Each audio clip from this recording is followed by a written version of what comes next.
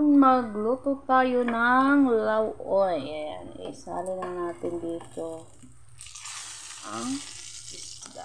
Ayan, sabawan natin yan ang ating penereto. Ayan, Tapos, igigisa natin dito yung ating bawang. Diyan. Teka lang.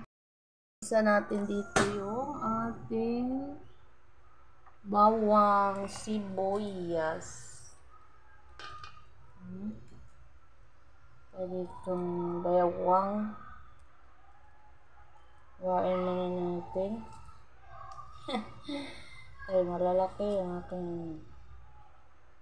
ayan. Ayan. Ang ating lauoy na ibang klaseng version ng lauoy na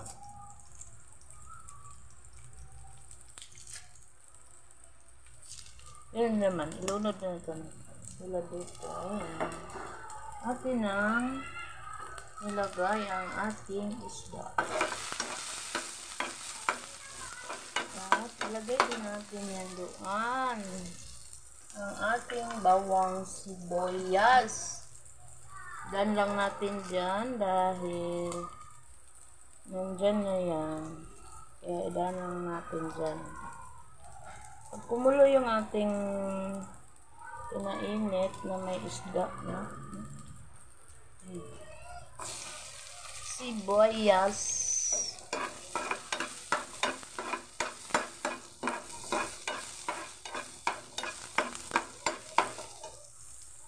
lagay natin dito yan. Ganyan. Na-try nyo na ba? Ayan, Tapos, meron tayong lulutuin dito na ayan.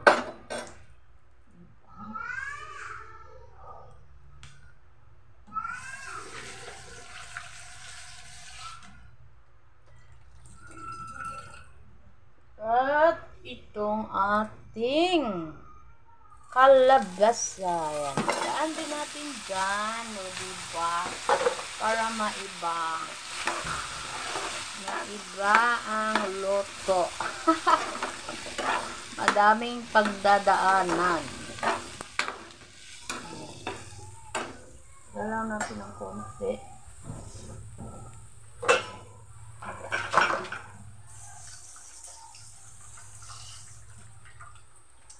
Takpan lang muna natin ito, no? Ayan na tambog na nato ng atong ay, tambog. Bisaya ka, day. Ayan, tambog na to ni pagkulo nito, ato ni tambog. Malapit na. Yan ang ating nilauoy na madumaan kung saan-saan. Charat. Ay. Ayan, kumulo na ang ating di makita, no? Ayan. Ayan, kumulo na. Ayan, ganyan na lang kasi mahirap mag-anak na. Ayan, natin yung ilagay ang ating kalabasa.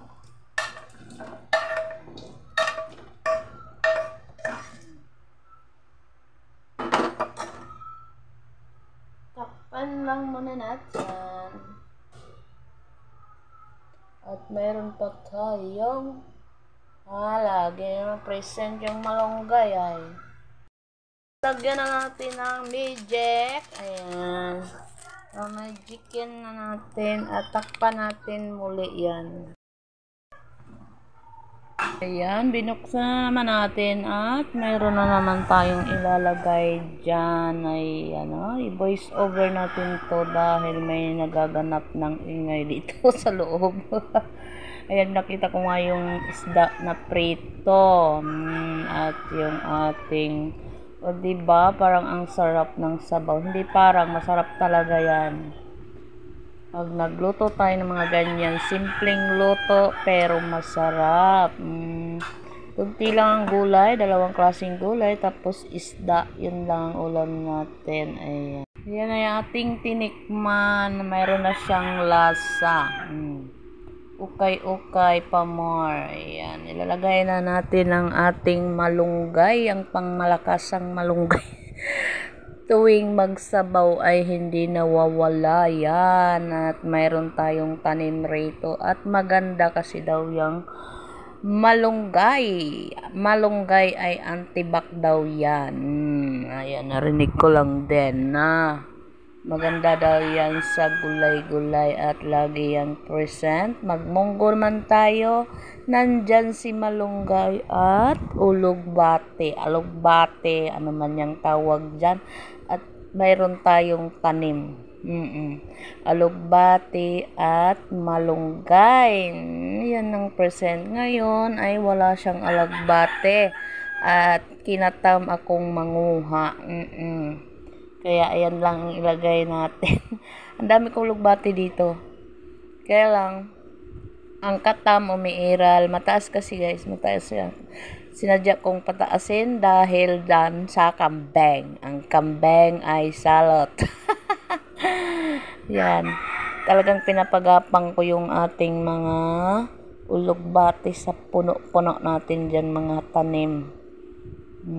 Para ligtas siya sa bunganga ng kambing. Ang kambing, grabe, pati dahon ng yung dahon ng saging, binaba ko siya nung nag-ulan kasi, talsik-talsik, tumatama yung tubig dito sa may sa may bubong, kaya ibinaba ko yung dahon ng saging. Alam mo ba, kinabukasan, gabi na kasi yun, kinabukasan ay nawala na. Kinain na pala ng kambing, nawala yung dahon. Ang natira ay yung na lang. Anong tawag dyan? Paklang na lang ng sagi. ng dahon. Grabe. Kaya kailangan yung ating mga tanim dito ay nakahangir.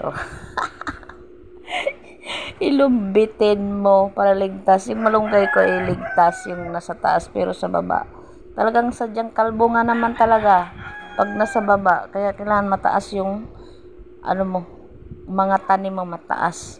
Hindi nila kayang at saka kailangan yung pagtanim mo matibay. Hindi nila kayang tumbahin. kung pwede lang itali mo yung puno para hindi nila kayang tumbahin. Grabe, kambing dito ang lalaki. Mataas pa yata, matangkad pa sa tao pag tumayo. Kaya kailangan mataas. Ayan na guys, luto na. Sarap niyan. Basta lutong lutong ganyan lauoy, napakasarap. Ewan ko, pero yung iba siguro hindi sila sanay kaya hindi nila malasahan yung sarap